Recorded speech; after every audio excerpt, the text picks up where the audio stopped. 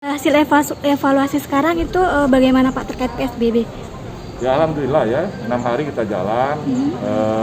Selama 6 hari ini kan ada edukasi, ada sosialisasi terkait dengan Perwali 14 ya. Di mana Perwali 14 ini kan ada 6 kegiatan yang dibatasi.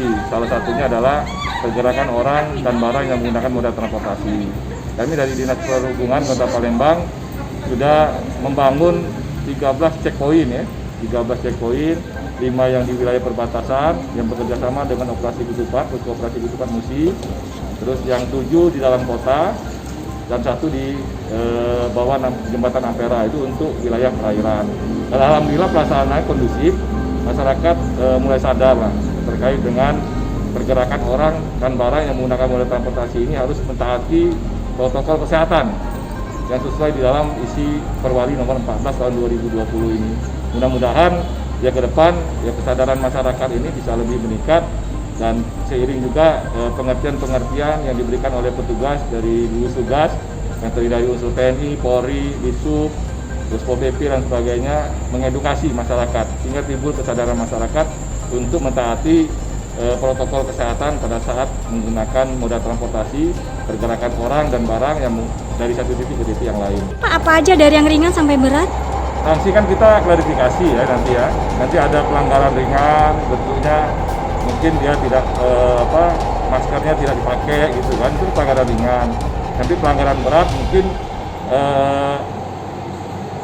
jumlah penumpang melebihi dari 50%. Terus tidak pakai masker gitu kan, konfigurasinya tidak sesuai. Itu nanti ada pelanggaran berat dan nanti ada sanksinya, sudah kita tetapkan seperti itu ya. Oke, paling banyak Pak sejauh ini apa sih Pak mereka? Ya rata-rata tidak sesuai dengan konfigurasi ya. Dari kontrol roda 4 tidak sesuai, terus masker tidak dipasang pada saat berkendaraan, itu yang kita ingatkan. Lebih banyak motor atau mobil kemungkinan Pak yang agak belum begitu paham akan hal ini? Ya 50-50 lah sama ya. Motornya juga ada, mobilnya juga ada gitu kan. Secara laporan ini sudah masuk kami belum rekapitulasi pelanggaran mana yang lebih banyak, apakah roda 2 atau roda 4. Itu rata-rata hampir sama lah. Oke. Sanksinya yang sudah dijalankan apa? Contohnya kan kayak tadi bersih-bersih itu gimana Pak? Ya sanksinya kita pertama kan edukasi, teguran lisan dan sebagainya. Ke depan nanti ada sanksi sosial yang akan kita berikan, bersih-bersih sama sanksi administrasi. Tapi kami akan mengkelompokkan, mengklasifikasi terkait dengan jenis pelanggarannya dulu. Nah, pelanggarannya apa gitu kan, terkait dengan apakah dia pelanggaran ringan, apa dia pelanggaran berat. Itu yang nanti akan kita terapkan di lapangan. Oke, terkait bersih-bersih itu Pak ada ketentuan nggak harus bersih di mana?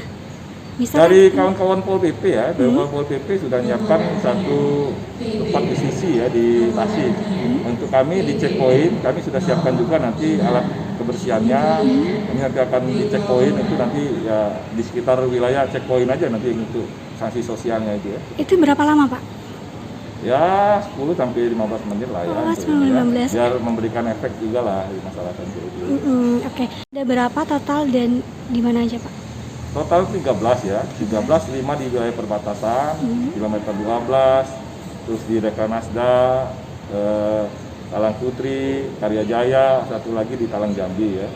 Yang 7 di dalam kota, itu di Trakindo, terus di Basuki Rahmat, di Demang Lebar Daun, di Lapan Ulu, di Patrajaya, dan di Emisa ya. Jadi semuanya dalam kota ini memastikan bahwa konfigurasi dan jumlah penumpang sudah sesuai dengan aturan yang kita buat. Ada, apakah menurut Bapak ini sudah maksimal? Ya sanksi kan kita mematuhi Perwali ya. Perwali kita tidak keluar dari Perwali ya. Perwali mengatur seperti itu di pasal 18 diatur pergerakan orang menggunakan moda transportasi, di pasal 37 dan 38 ada sanksinya.